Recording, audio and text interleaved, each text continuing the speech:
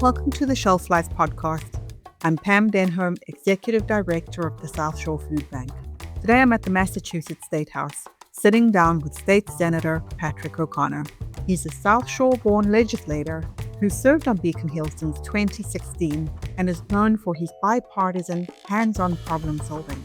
In this conversation, we talk about who's experiencing food insecurity in Massachusetts, state-level decisions quietly making our food system more resilient, and what it would actually take to end hunger right here in our neighborhoods.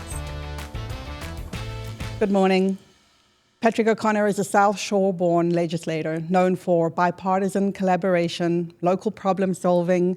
He has a focus on education, environment, community well-being, and economic development. He served in the Massachusetts Senate since 2016, and one of the things that I really love about you, Senator, is how hands-on you are. So welcome. Thank you, Pam. It's great to be here. I appreciate you having me. Recently, I had a very fun day walking in the 4th of July parade with you, and I met your mom. And she told me that you, for a project at school, a show and tell kind of day, did a Senate acceptance speech, and that this is something that you've wanted to do your whole life. Yeah, I got into this. So my mom worked nights as a neonatal intensive care nurse, and my dad is a plumber. And a lot of times during the transition of that busy life, he'd get called into work, and I would get dropped off at my grandmother's house. And she actually, when she was 18 years old, worked in this building, worked in the State House for former State Representative Tip O'Neill before he went on to Congress and became Speaker of the U.S. House. And she gave that up to raise a family in her early 20s, but she always stayed politically and locally involved.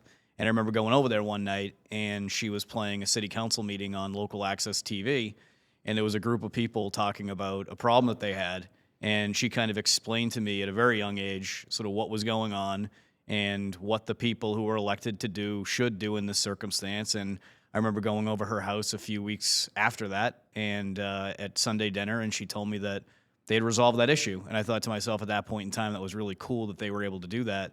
And always sort of having that, underpinning of her being civically involved and my parents being, not overly political, but just involved in the process and looking out for their community. It was something that really grew inside of me from, that age all the way through to being a class officer in Weymouth, going over to school over in England, and then coming back and seeing a lot of the differences that were happening, not in the positive in Weymouth at that point in time. And that's what really got me, focused on, being an elected official is something that I wanted to do. I knew that politics and government was where I wanted to land. I didn't know if I wanted to be the person in front of the camera, the person, working on campaigns, the person working up at the State House as a staffer. And I've been able to check all those boxes over these years and really, test the waters in all of them. And I feel really comfortable being able and really fortunate to be able to be in this position I'm in.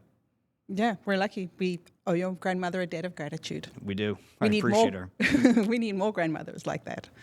So that really tells us about your sense of service and where it came from and the impact that you focus on. But is there one particular story, a person's story that you've interacted with that has really had an impact on how you think about this role? Yeah, there's been so many. We have office hours every single month in every single one of the communities, represent 8 towns. And that's where most of our policy comes from, is talking to people and hearing from them about challenges that they've experienced inside of the state or circumstances that have happened to them or a loved one that they want to see changed or something that, they believe strongly about that we're not doing. And a lot of those is where we get our policy, get our legislation. We filed 138 bills, I believe it is, this year.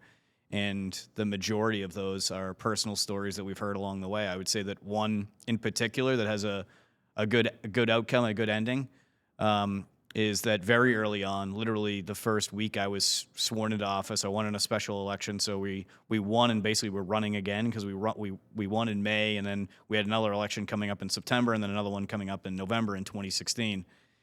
And the Joyce family, Ann and Paul Joyce, came to our office and talked about their son Dana and how they had discovered that he was being abused in a group home that is obviously something that is under the purview of the state. Mm-hmm. And what the problem happened there was that they They found the abuse happening. They went to the state police. Arrests were made. But the issue came when one of the individuals who was accused of this abuse had actually been fired from that position. And during the course of the investigation and the criminal element of this and the court proceedings, they actually applied for another job at another human service agency working with individuals with disabilities. And what we found out was that there were major gaps inside of our laws that don't catch some of these people if they haven't gone through a conviction, or even if they've gone through a conviction, if the organization themselves don't run a specific check, sometimes these individuals were still being able to work in the field of helping the most vulnerable people among us. And so what we did was we wrote a bill and we created a registry so that any individual that works with any single person who has an intellectual or developmental disability has to be checked against this registry. And this registry contains individuals who have been convicted or that there's been a burden of proof that they've abused an individual with a disability. And so that there's a second insurance policy in place in case Corey's or in case these other systems don't catch individuals who should not be working with our most vulnerable. This registry absolutely will. And there's been nearly 100 people the last time I checked that have been stopped from working in the field of human services, protecting people with disabilities. And I'm very proud of that. And it came from a story of a family that, unfortunately had something horrific happen to their son, but they wanted to see change, and we wanted to be part of that, and we wanted to work with them to make sure that something that happened to Dana is never going to happen again in the state. And it took 6 years to get past, but it's one of those things that hard work and persistence pays off. One of my biggest concerns about government in general is that it runs very slowly at times. It's reactionary at times. But when you're able to put in the hard work and you have a good idea and you want to see something done that's going to impact people's lives positively, then it's really easy, in my opinion, to continue to build a coalition to get people that are willing to back you up and support you on it. That whole idea of moving the needle or being passionate about something or hard work and dedication down to food access. Food access isn't just about food. So what does it take, do you think, to build a hunger-free South Shore, and what role does policy and partnership and leadership have to play? Well, I mean, I look to you as the leader on the South Shore for fighting hunger and making sure that there's food security for so many families and individuals. Everything's gotten very concerning now with the rhetoric down in Washington and, being able to maintain and continue to expand the programming that we have here in this state, and especially on the South Shore and in Weymouth in particular. And that's one of the things that we fight for every single day is we see the success in the programs that we've been able to establish. We see the local support that organizations like the South Shore Food Bank is getting. And we want to continue to expand that because I have the belief that there is a possibility that one day we can figure out hunger. We can make sure that every single child goes to school and has a meal like we've been able to accomplish over the past few years by putting in place legislation that does that and putting in place the funding that makes sure that every child has a breakfast and a lunch. And then the next steps are making sure that they have food during the weekend and food in the evening. And I just think that we can get to that point, but we need to continue on the path that we've taken. The strides that you've made over at the South Shore Food Bank when we were able to collaborate a few years ago and you worked with local restaurants in order to buy some of the leftover food that they were having in order to get that to specifically older male adults because they didn't have, some of them didn't have the means to be able to cook for themselves. They were widowed and so on and so forth. And just being able to think out of the box in those ways to accomplish the goal of making sure that we end hunger, I think, is incredibly important. And what we want down in Washington is for them to take a look at these programs that we're doing here in Massachusetts, take a look at what's going on at the South Shore Food Bank and say, you know what? There's an opportunity here. There's a lane if we really invest in this. And it will take time, but there is an opportunity here for us to actually end hunger through government programs, through nonprofits, through philanthropy of corporations and individuals. I'm not one of those people that think that this is just going to be a continuous operation and program that the government has to do. I think that there's a real opportunity to do this, and I think we should. And I think we should put every effort we possibly can behind it. And what I love about everything that you've just said is when you start to say we can do this, when you start to say we can solve hunger, you start to think about how we do that and take steps towards moving the needle.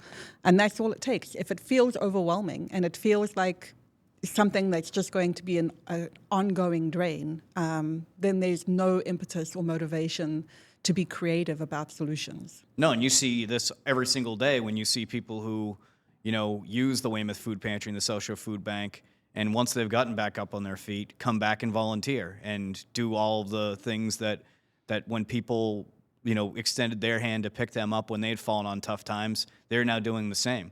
It's Right. it's very American, in my opinion, is what we do, and I think that nothing is more relatable to that than helping somebody find a meal to eat and making sure that they don't go hungry. Because without that, you lose your nutrition, you lose your drive, you lose your energy, you lose all of the things that make you function as a human being, outside of the fact that it's just simply the right thing to do, because we do have a tremendous amount of wealth here in Massachusetts, on the South Shore, throughout this entire country. And there's no logical reason to me why anyone should have to go hungry. Right. I agree. And especially for a country that was really founded, on the backs of farmers, Yeah. right? So from your vantage point, what are the biggest pressures that our region is facing right now? When you get phone calls coming into your office, you have an inside view. Where are the challenges? There's more need now than there has been in recent years, which is interesting too, because being in here since 2016, we've gone through some ebbs and flows. There was a slower economy in like 2017, 2018, which didn't allow us to make as many investments as we wanted to make. And then during COVID, where you figure it would be just a horrible time economically, we actually surged, and due in large part to some of the federal supports and programs that were out there. But generally, the state did very well, and we were able to actually make targeted investments into adolescent and teen mental health, into food security programs. The food safety infrastructure program came out of COVID. We've been able to do a lot of investments, but right now there's the uncertainty from Washington, and the need is growing. And so we know that we need to make more targeted investments into helping people. We're a Commonwealth using our resources in order to help the whole. And I think that there's, I would say, not enough, I would say, resources out there right now to fill the void that we're experiencing. We're seeing a rise in unemployment, and then people are getting stuck in the unemployment system. We're seeing a rise in people who are reaching out with significant mental health issues that need supports and beds that just simply aren't there yet. And so we see the voids, and we know where we need to make these investments. And again, that's why I wish, and I blame Republicans and Democrats down in Washington, but we need a Congress that's united and not divided, and we need conversations rather than arguments, because there are real incredible goals that we can accomplish, but there's also people right now that we need to help. Right. And we're doing it in Massachusetts. I think we're doing it the best of any single state in the nation. I would agree. From food insecurity to mental health supports to education, you name it. But at some point in time, the economy is going to restrict our ability to make the continued investments we make year over year. I mean, just in the past couple of years, we talked about the K through 12, making sure that every child has a school meal. In addition to that, we've made community college free for any single individual in the entire state, so that financial pressure of going into higher education, which is ridiculous now, I mean, it's absolutely absurd, that we can provide that bridge that these students can take after high school to be able to go into community college for free. All of these things cost, obviously, taxpayer money, and we're very fortunate for the taxpayers to put that trust in us. But it's not like we're going up here and wasting it. What we're trying to do is provide people opportunity. Right. And that's something that I want to continue to see going, because I think that those phone calls will happen less and less when we're able to invest in the things we need to, provide opportunity, and provide resources to people who are struggling. So I want to bring you back to something that you touched on, and that is that we're one of the South Shore community is fairly affluent. We're in one of the wealthiest states in the country. So what do you think people misunderstand about hunger in our community?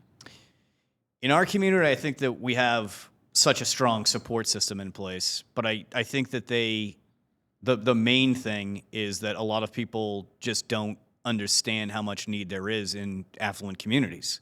Obviously in economically disadvantaged regions of this state, statistically, the numbers are much higher when it comes to food insecurity.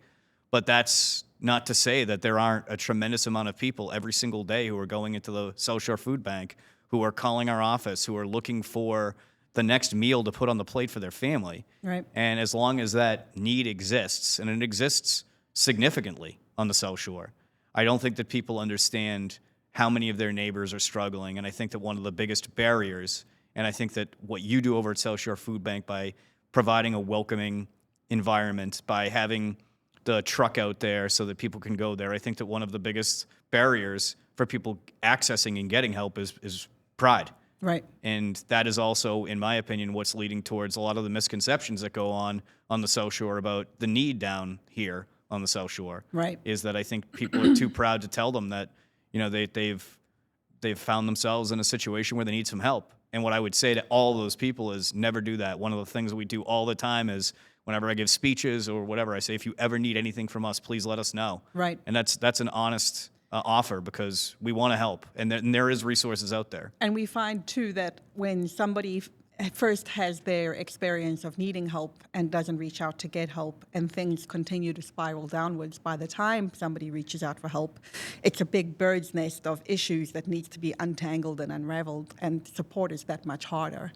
We've been able to catch somebody in the very beginning of a foreclosure process and work with the banks and work with the different state agencies that are out there for housing assistance.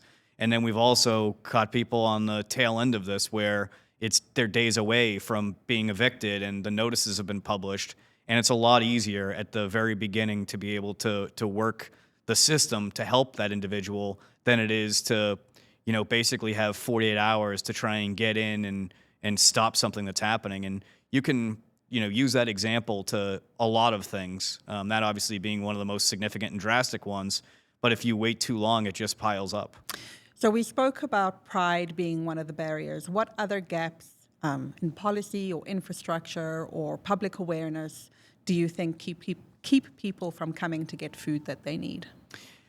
I think that some of the rhetoric down in Washington's not great, because I obviously fought tooth and nail to keep the SNAP program in place when that was on the chopping block during the first of many government closures that we've experienced this year.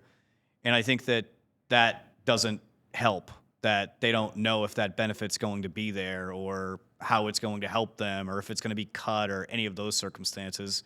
So I think that that's a barrier. But honestly, I'm proud of what we have in the South Shore, because access is not one of them. And I think that in so many areas, especially across this country, is one where you have, deserts of food banks where you don't have availability so close. And what we've been able to do, what you've been able to do really, by bringing the Greater Boston Food Bank essentially down and creating the South Shore Food Bank, provides all the communities that are south of Weymouth the opportunity to go through you rather than having to go through Boston. So I would say that one of the barriers would have been in the past the folks who were the volunteers at these food banks and the employees of the food banks, having to figure out the logistics of doing all of that. So I'd say that a lot of the things that probably when I first started here may have been barriers are no longer the same barriers that exist. And I think that that's the progress that we're talking about and the progress that we want to see and need. Yeah, we've been able to accomplish a lot together. We have. With your support. When we first opened the South Shore Food Bank warehouse, it was with a grant from the state, some funding from the state to support the effort to increase access for food pantries so that, everybody benefits, and mostly really with a focus on fresh food. And now recently we've been able to make another big step forward with the launching of our food rescue program with an additional support from you for fridges and freezers, a big walk-in fridge and freezer in our warehouse, so that we can focus on fresh food, not just food, but nutritious food that keeps people healthy. No, and that's what we want to see too. And the progression that Weymouth Food Pantry, then into South Shore Food Bank, and all of what you do is really quite amazing. I think that it's one of the best examples, in my opinion, of state-supported, locally run programming that just all blends so well together. Because you and your team and your donors and the community are what drives it, and then for the state to be able to supplement that and to assist in ways that allow you to expand is something that I take a lot of pride in, that we're able to do that because we see the need. We're there every Thanksgiving packing the meals, and every year I look at how many there are, and that, in my opinion, just by seeing how long we're there and seeing how many people come by, emphasizes the need to continue to do more. Yeah. I think when I first stepped into the role at Weymouth Food Pantry, we were distributing 365,000 pounds of food a year. And through all of our collective efforts, last year we did over 3.1 million. Wow. So that's a lot of growth in a very short amount of time. It's a huge accomplishment to you to be able to grow that. And when you talk about the barriers, you clearly see that you've broken down a lot of those barriers because you have people who come to you and trust you and your team to be able to, have that as a resource. But it also emphasizes the need that's out there. And It may be quiet, but, it's increasing, and we need to do more in order to combat it. So I'm reading a book right now. And it is titled Building Community Food Webs, and it's written by Ken Meeder. And the book talks about food economies. It talks about the role government can play in facilitating how communities, or in convening, I guess, people and facilitating economy around food, transforming agriculture. It made me really excited to have this conversation with you today because there are a couple of things that have come up recently that you've supported that I think speak to this. That here is this gentleman who's published this book on how we not just address food access or food security through food pantries, but how we look at food networks, community food webs, and make them more sustainable and more resilient and contribute to the economy and help the community thrive in better ways that are not so dependent on government support. And so one of the bills that I know that one of the things that you've spoken about recently to advocate for is the food trucks. Yeah, so there's a great association, the Social Food Truck Association, and we were meeting with them because, it absolutely took off during COVID when people were restricted for how long they could dine for, or if they could dine at all, or if they had to be inside or outside. So food trucks just became, I think, a pillar of sort of leisure activity during that period of time we had, and we saw the growth, and the growth sustained. It's actually increased upon the period of time of COVID. And so I wanted to sit down with them and just talk about what their barriers are. And the biggest one that they have right now is that every community in which they operate in, they have to go through a health inspection, and then they have to pay a permit fee for every community. And you're talking some of these food trucks are operating in 10, 15, 20, some upwards of 30 different communities where they're paying anywhere between $300 and $500 a whack at each one of these communities. And I just thought that was such a huge barrier for them to be able to continue to expand and grow. And we've looked at economist studies, too, that show the food truck industry over the next 10 years is going to continue this trajectory of growing. And we wanted them to be part of more community events. They're at the Food Truck Fridays, and when Weymouth celebrated their 400th anniversary, they're there. They've just become a fixture of the community. And a lot of them, like Rockin' Burgers in Scituate, has actually turned their food truck, and we're so successful with that they've opened up a brick and mortar store, and that's what we want to see. Right. We want to see that economic activity continue to expand. So I wrote a bill that would essentially put the Department of Public Health in charge, rather than they go town by town, and each town's different as far as what they expect, but the Department of Public Health puts a very solid, rigorous health inspection for these food trucks once a year, and they pay the fee once a year, and we distribute it to each one of the different communities. So rather than having to get a food truck permit in Quincy and Weymouth and Braintree and Holbrook and Scituate. And those are all annual too, Those right? are all annual. So yes. You're doing it every year. Yeah, and some of these, food trucks are losing tens of thousands of dollars on permit fees. And they have to go through the inspection too, so they're losing time, and that's something you can't equate for.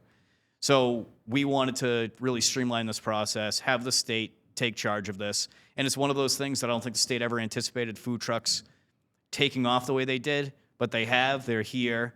Right now, the governance is all local, and we need to take that away from the local government, bring it to the state, have a one-time fee, which is going to be significantly less than what they're paying right now. I mean, significantly. We're looking at basically what they would pay for one town is what they should be paying for their permit for the year for the state.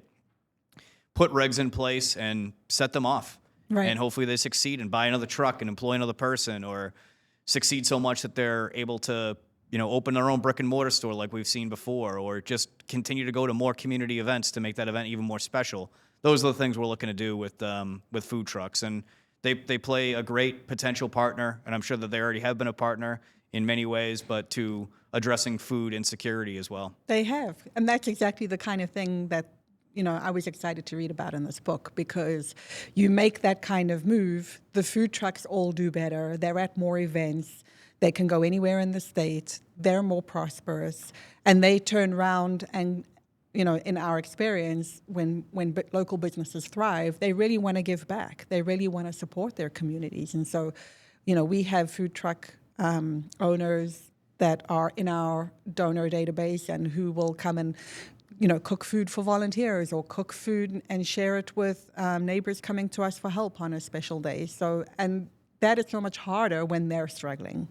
So I love that when we find a way to support our community and help it thrive in that way, we improve food access quite literally by making food trucks accessible at more local community events, but also we strengthen that chain of giving at the same time. Yeah, and I think one of the biggest things when it comes to food insecurity and the programs that we've started as a state and the programs that have been around for quite some time at the federal level, they're all net positive. Right. Not just in what they do to address the need that's out there, but that the majority of this food and what we've done, and I know we're going to get into the agricultural bill that we were able to do later, but a lot of this food comes from our local communities, comes from the regions in which, we assist.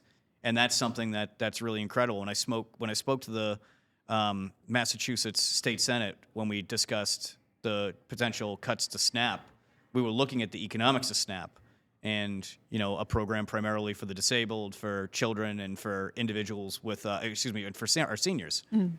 And when we looked into the numbers, we saw that it was a net positive financial program, that it continuously, every dollar we spend, we get $1.50 back from economic activity that's created by that dollar being spent by the individual who receives SNAP. And I think that's something that's untold about these benefit programs. I think that there's a stigma attached, and there has been forever, right, a stigma attached to going out and getting help. And I think that's why it's led to a lot of the name changes we've had over the years, where, welfare, the term welfare got a negative connotation, where it shouldn't. I mean, these are people who need help, and we're a group of individuals who have the means to help them, and we have a government that's willing to function and facilitate delivering that help.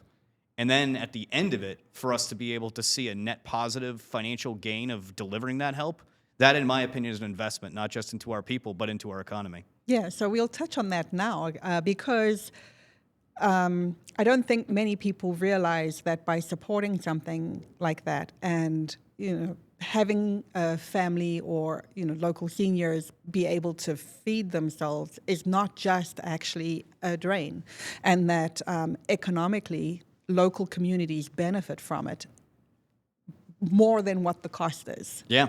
No, it's incredible that we're able to create social safety net programs for individuals, specifically tailored towards, food insecurity.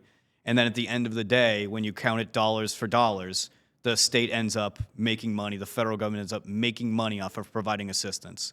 It's really the exact way that programs should be run. But again, just like with everything in life, there is definitely waste and fraud and abuse of different systems, but it's so minuscule that we absolutely have to focus on it and stop it, because that's taking away from the help that people who need it is getting. But we have to take things into context and understand that the investment that we're making in our own people is actually paying dividends, not just in humanity, but in financials. Yeah.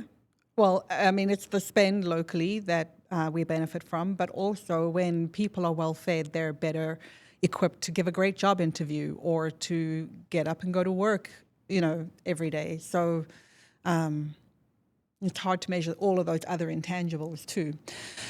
But there's another piece of food system legislation that's just moved through in a bill, the Farm Bill, fostering agricultural resilience in Massachusetts. And I know that's not something you were as involved in as some of these other things because you're a busy guy. But there are two things in that bill that I really loved, and one was the FSIG, the codification for FSIG, and then also for HIP. Yeah, no, I think the Healthy Incentives Program and the Food Security Grant Program. I like the acronyms. It took me a second to figure out the first one. But no, they're both great. And we've seen businesses on the South Shore receive money for the Food Security Grant Program. Mulaney's down in Cohasset and Scituate, they've basically put a market in place down in Scituate where fishermen can come in with their catch, bring it there, and they're able to sell it there rather than having to go into Boston. But in order to do that, they had to buy a lot of infrastructure. And so this grant program provides assistance to businesses like that are involved in sort of the whole ecosphere of food security and food delivery and so on and so forth to purchase that infrastructure to build more regional supports for food security systems. And so we've been thrilled at the work that they've been able to do with that grant program. And so what this bill did was codify that. That was something that we had come up with during COVID. And this now basically says we came up with it during COVID. It's been incredibly successful. Let's officially write it into our general laws and have this be something that is not just a temporary program, but something that's here forever. And then the Healthy Incentives Program, another incredible resource for so many people. We did the same with that.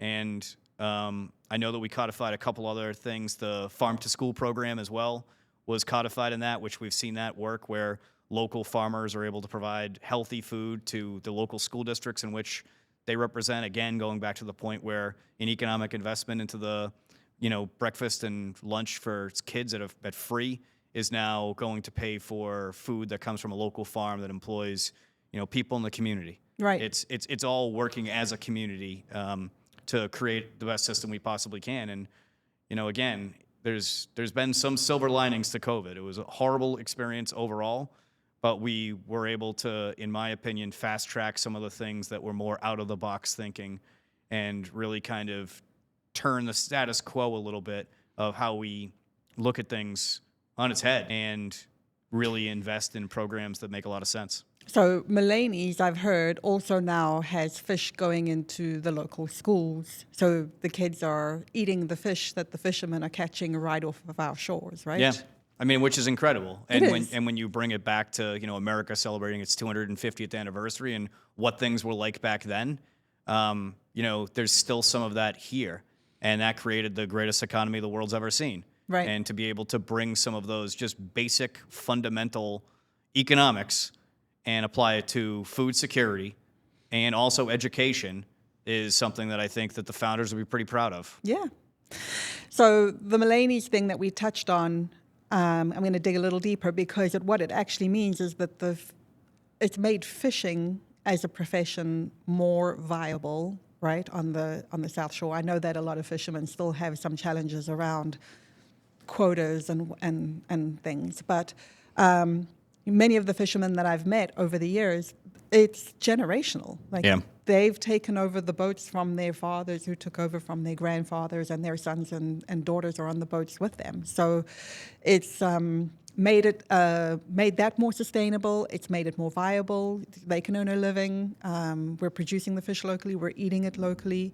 And so there's this lovely chain that happens that goes around and comes around and makes us more resilient. The HIP program does that too, because, so for anybody who doesn't know, the HIP program is the Healthy Incentives Program, and it's a state-run program where people can go and spend their SNAP dollars at a farmer's market on local produce, and the state puts those SNAP dollars back into their account. So essentially they get to go and shop at a farmer's market using SNAP dollars without it impacting their SNAP benefits, that they still have their full range of SNAP benefits at the grocery store for the rest of the month. And That's fantastic too, because a lot of farmers markets see a lot of support for farmers through that program. Farmers do better at farmers markets because of that program, and we're inviting neighbors who are struggling to make ends meet and to put enough food on the table into a community experience where they're coming. It's an outing for the day. They're getting to meet people in their community. They're getting to shop for healthy food that they can take home and put back on their table. So for the food infrastructure grant program and for the HIP program to be written permanently into how we do things in Massachusetts, I think is so exciting and groundbreaking. This is not something we're going to have to advocate for every single year. It's going to be built in. It's a major systems change. It is. No, and healthy incentives is great too. I know that I touched on the other two, but we've seen it and we've heard from so many people across the district who are able to use that. A lot of our seniors use it, and to be able to go out there and have that be part of their activity to, get fresh air, to be with members of the community. That's exactly what that program is there for. And again, a great economic investment to our local farmers and local artisans and other folks who are there who are, hopefully benefiting from the healthy incentives dollars. And, just being able to connect with people inside of the community is very important. So what other state level programs or investments do you believe have the most potential to move the needle for us? That's a good question. I think that there are programs right now that we're investing in that are going to address early education and care and mental health long term. I think that those are the two, if we're not specifically talking food security. Yeah. Well, when we all do well. I know, it's true. Everything's connected. I would say that those are the two biggest ones that we're going to have to try and continue to figure out. So during COVID, when the federal government gave us money, and again, the economy was good, we took $500 million of that and invested it into reimagining what our mental health care system is going to look like in Massachusetts. And our goal was to basically make it parallel to what our general health care system looks like right now. I mean, people fly all over the world to come to Massachusetts to get the help that they need. And when it comes to mental health, we've just seen gap after gap after gap. And I think that a lot of it spurred from the opioid crisis that we experienced and are still really in the midst of. And we just didn't have the supports in place to meet the demand, especially coming out of COVID, to see the significant investment that we need to make in mental health. So we did that. We're working on that. I think that there's going to be programs that are going to be tied to that are going to help individuals and providers increase access to mental health. And then from early education and care, we see that as a huge barrier for a lot of families every single day, that they can't afford childcare. So there's the determination of one individual is going to stay home and the other individual is going to go to work. And that's obviously going to lead towards more financial strain on that family, which may lead them to, go into a social safety net program. So what we've done over the past few years is raised the income threshold, because what we consider and what are in some of these programs is not realistic to what it costs to live in Massachusetts. Massachusetts is an incredibly expensive state, and we need to work on, and we are working on affordability. But in the meantime, what we need to do is raise income and asset thresholds so that more people have access to these amazing programs that we've been able to put in place. So I think that mental health and mental health and substance use, and also on top of that, early education and care, and being able to have more people have access. And I know that some people will say, oh, how are we going to let more people into these programs? But we see people who are capped out by $200, $300, $400. I actually worked on something quite a while ago with Governor Baker, and what we were able to do was take the emergency assisted shelter program and up the asset limits quite significantly in that, because what we heard from people were that they were turning down overtime, turning down promotions because they were in a shelter-based system. They had children and they couldn't lose their housing. And so once they went over whatever it was they were allowed to make, which was, basically just over minimum wage, if they go over that and they better themselves in any way, they're going to lose their housing. So we created a pathway, a bridge, so that there's more time that they can go over that limit before they actually lose their housing. And then we up the limit itself. So we wanted to make sure that people could take the promotion and not have to worry about choosing to better themselves and provide more potential opportunity for their child, but at the same time lose their housing or their SNAP or their WIC or any of these other programs that are established. So I think that it's not maybe even necessarily a program that we need to address, but it's how the programs are being run and administered and making sure that people have the ability to take a breath and fully realize the benefits that they have even after the fact that they've already potentially gone above different thresholds, because they still need it. It's not like you're getting assistance one day and then, snap of the finger, you're going to be able to be off of it the next day. And if you go above by $100 or $200 or $300 a month, that shouldn't be a restriction on being able to still get the help you need. So we were proud that we were able to reform the EA shelter system. We know that has made a huge impact on people being able to keep a roof over their families' heads while they were going back to school, getting their degree, and then being able to go out to the job market and get a job that's going to eventually lead them, off of the reliance on state support, which is the goal of every single one of these programs. Right. I mean, I think a lot of people who live in the community maybe don't realize how critical these bridge supports are. That's how I like to think of them, because you've supported somebody up until this point, and then a little change happens and all those supports are removed, but they're not really ready to, be independent, but they're on the path. Yeah. And so when you remove that support too early, what ends up happening is you set them back and then they end up being on support for longer.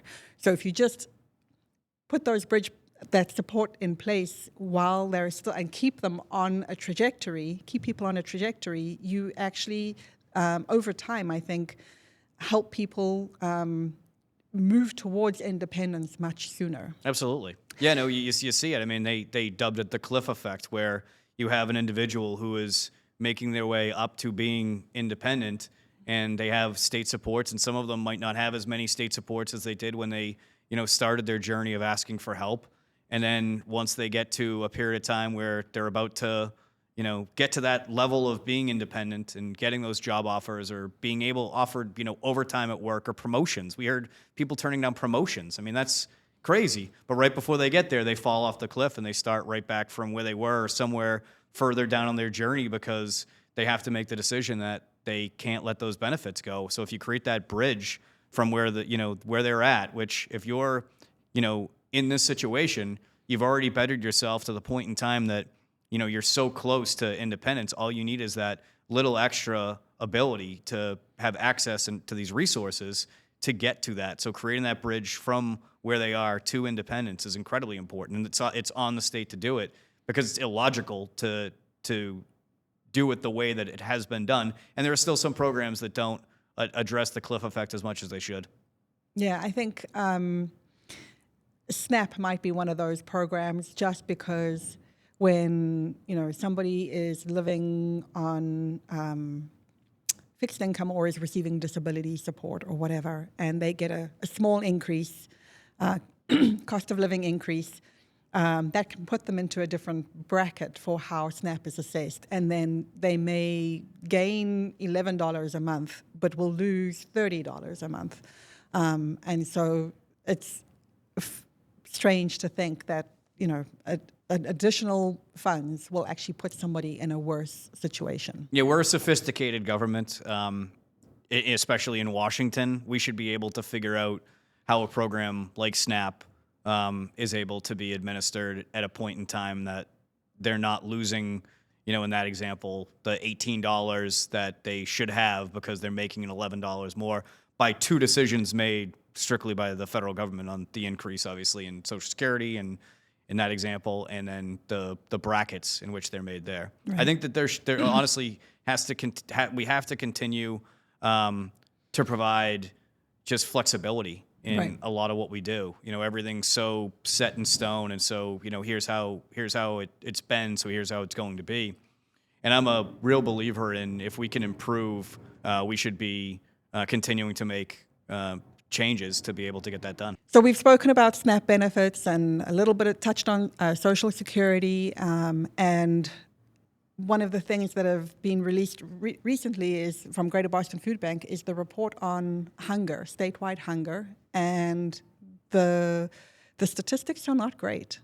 And I'm driving to the warehouse, and I'm living in this every single day, and it's easy as I drive in to look around and say, well, who is hungry on the South Shore? Like who is being affected in our state, and why is this such a big problem? Do you have any insights to offer? Well, you've been awesome because our office has obviously received calls in the past when people are really struggling, and you've been such a great resource where we have Mike in the office usually comes by and gets some food that you're able to prepare for them during that period of time. But I think that it's all over. I don't think that there's a specific, here's the exact demographic of, who is hungry in the state. I think that it's, the person who's fresh out of college, who's, drowning in debt right now, who's paying a ton of money for, rent because the, rent's so high and they're really struggling to make ends meet, and they're reaching out for help. I think it's the mom and dad who are, raising their kids and just really feeling the pressure of everyday life in Massachusetts, and why we're working so hard to make the state more affordable. It's the people who are, struggling to pay their bills or drowning in debt or, are struggling with their mental health or their substance use or gambling now, we hear a lot from too, that's impacting people. It's impacting everybody. Right. It's people who, you don't expect. It's people who are our neighbors, who are literally living on the street you live on. Those are the people who are facing, food insecurity. And I think that's the thing. When we talk about who's experiencing hunger and we say, oh, our seniors, because they're on a fixed income, we understand that, right? We understand their income is not going up and the cost of living is. When we talk about young people coming out of college, we understand that living in the States is expensive, housing is expensive, and they have an uphill battle to land on their feet. I mean, I'm a mom of 2 young adults, I get it. But I think there's an invisible demographic that we don't see as, or is more difficult to see, and that is families who are working. One or both members of the household are 9 to 5 or working 2 or 3 jobs and just struggling to stay ahead of the bills. And it's challenging to, I think it's a challenging thing to solve. It's a challenging thing to understand, why people can't easily make a living and why that is a growing demographic in our community. Do you have any thoughts or any policies or any ideas or anything that's coming up that, might move the needle on that or help influence that in any way? Yeah, I think that we need to obviously work on how we can make the state, I know I've mentioned it a bunch of times, but make the state a more affordable place to live. Right. Everything is expensive. When you talk about our energy, incredibly expensive.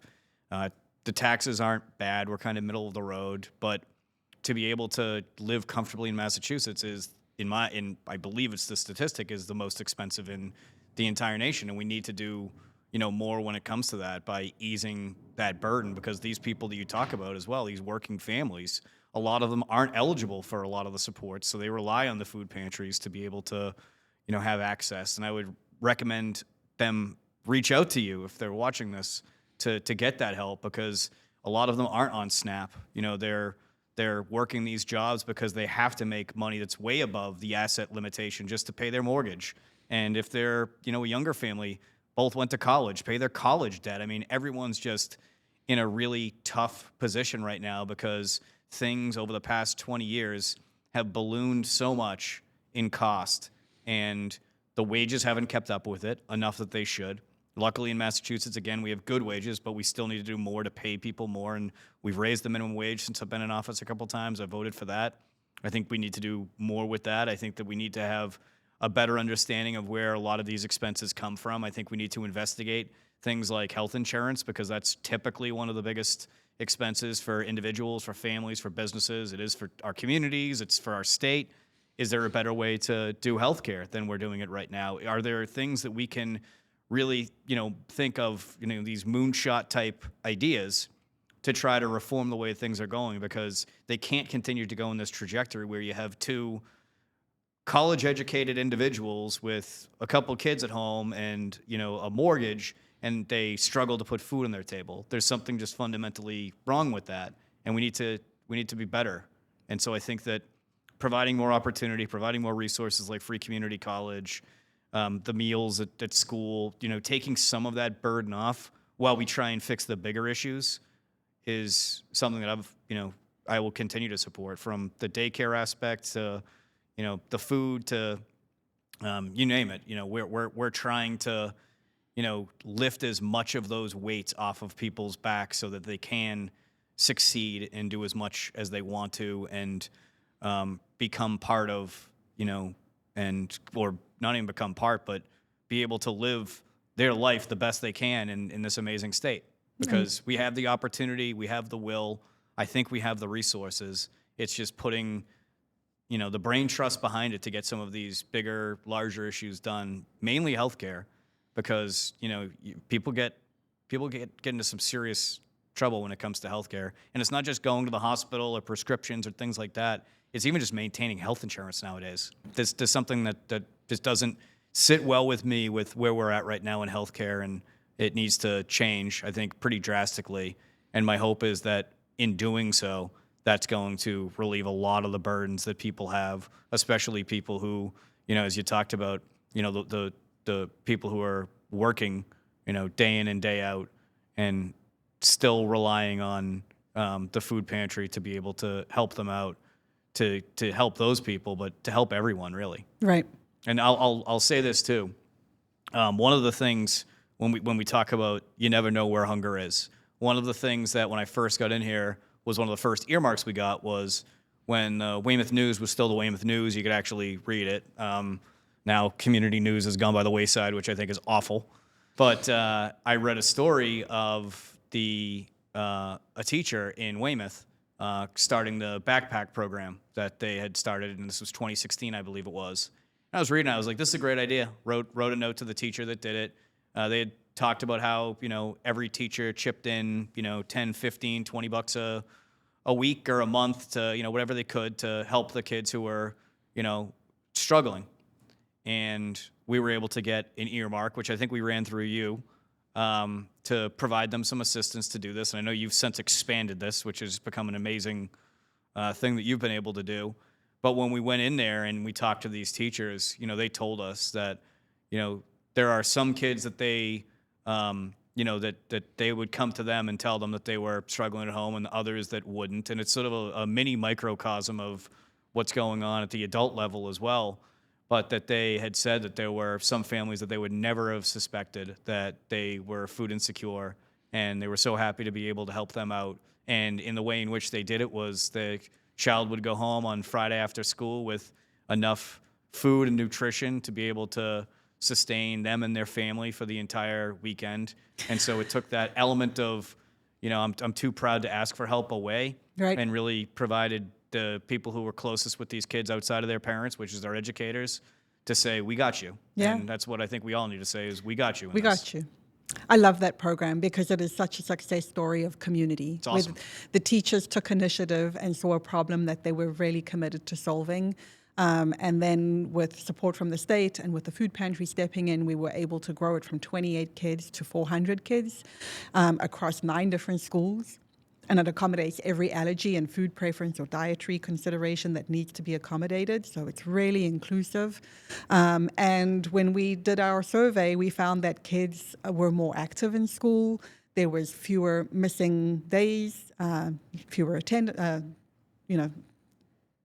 issues, that children studied or learned quicker or had improved learning ability. But my favorite was that the relationship peer-to-peer improved and the relationships with the teachers improved. And children started advocating for other children who they knew That's awesome. needed help.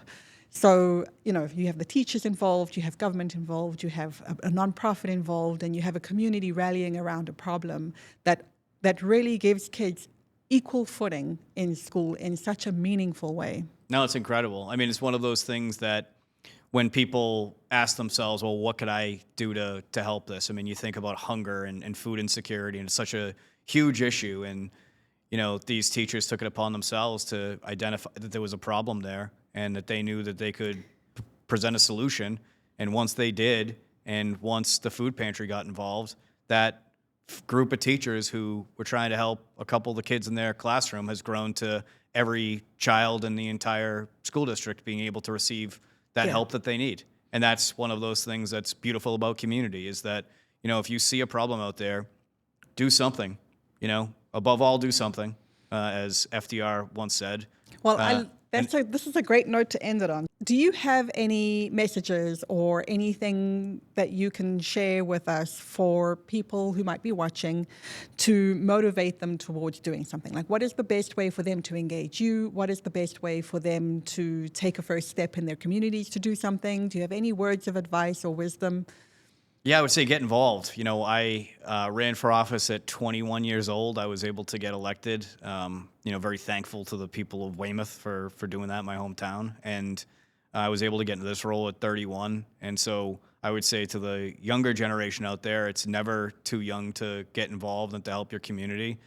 And when we have classes up here, I tell them all the time, even if it's a small thing like taking in your neighbor's trash because they're elderly or that that they got a lot going on, that the small things matter. Small things add up. It's all about helping community and growing community. And that's why in a wildly politically divided time in which we live in, you stay community focused, you're going to get a lot of success and, feel pretty good about yourself at the end of the day, because everything surrounds itself around community. And I would say that, government is there to help grow and to help provide resources to the community.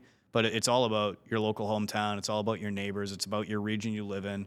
And, think locally, act globally. It's one of those things. Right. Well, we're so lucky, Senator O'Connor. I said at the beginning how hands-on you are. I think today our conversation has just proved or illustrated how hands-on you are. We're very lucky to have such a community-minded senator in our corner. Thank you for your service. No, thank you, Pam. I really appreciate you. Thank you for joining us for this conversation with Senator Patrick O'Connor. As we heard today, the work of feeding our neighbors happens at every level. A state grant that helped a fisherman open a market in Scituate, a backpack program that grew from 28 kids to 400, a food truck owner who turns around and donates a meal. The pieces fit together when we stay community focused. If you feel inspired by today's conversation, take Senator at his word and do something. You are part of the solution, and even small things add up. The Shelf Life is a podcast by South Shore Food Bank, hosted by Pam Denholm and produced by Meta Comet Studio. To learn more, to find a local pantry, or to get involved, visit southshorefoodbank.org.